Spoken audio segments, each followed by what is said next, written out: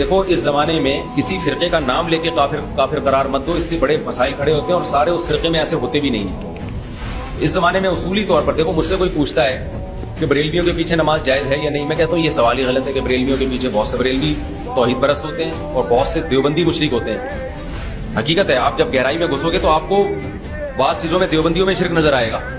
تو اس لیے جواب یہ نہیں ہے کہ دیوبندی کے پیچھے نماز ہوتی ہے یا بریلوی کے پیچھے، جواب یہ ہونا چاہیے کہ جو بھی نبی صلی اللہ علیہ وسلم کو بلا تعویل کے حاضر ناظر سمجھتا ہے، بغیر کسی تعویل کے مشکل کشا سمجھتا ہے، عالم الغیب سمجھتا ہے، اس کے پیچھے نماز جائز نہیں ہے، چاہے دیوبندی ہو چاہے بریلوی ہو۔ اسی طرح جو حضرت عائشہ رضی اللہ تعالی عنہا کو معاذ اللہ زانیہ سمجھے، چاہے شیعہ ہو چاہے دیوبندی ہو چاہے بریلوی ہو چاہے اہل حدیث ہو، وہ اسلام سے خارج ہے، کیونکہ حضرت عائشہ کی پاک دامنی قرآن نے بیان کی ہے۔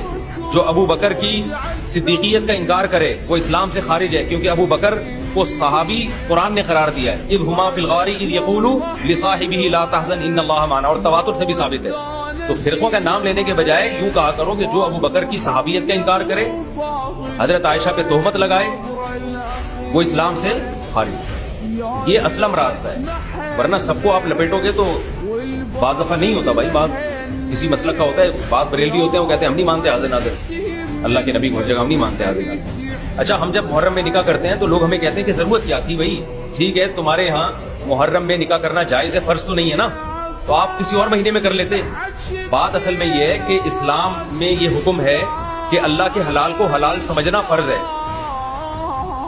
ایک یہ کہ آپ کا محرم میں نکاح ویسے ہی نہیں تھا، آپ کا نکاح ہی ربیع الاول میں تھا، چلو پھر ربیع الاول نے، لیکن تاریخ طے ہوئی محرم کی، آپ نے محرم کی وجہ سے ڈیلے کر دیا، اس کا مطلب آپ اللہ کے حلال کو کیا سمجھ رہے ہو؟ حرام۔ اس پہ تو ہمارے پاس نصوص ہے قرآن مجید کی،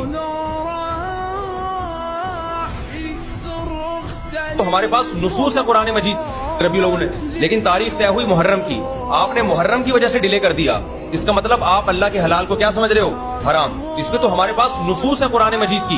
مشرکین مکہ نے حلال کو حرام کیا تھا نا، بہت ساری چیزوں کو، کلوا من الطیبات، قرآن نے کہا کھاؤ بھائی، تم کیسے ان چیزوں کو اپنے اوپر حرام کرتے ہو؟ نبی صلی اللہ علیہ وسلم نے شہد کھانے پر پابندی لگا دی، آپ نے فرمایا لما تحرم ما احل اللہ لک، جس چیز کو اللہ نے حلال کیا کیوں حرام کر رہے ہو؟ سمجھ میں آ رہی ہے بات؟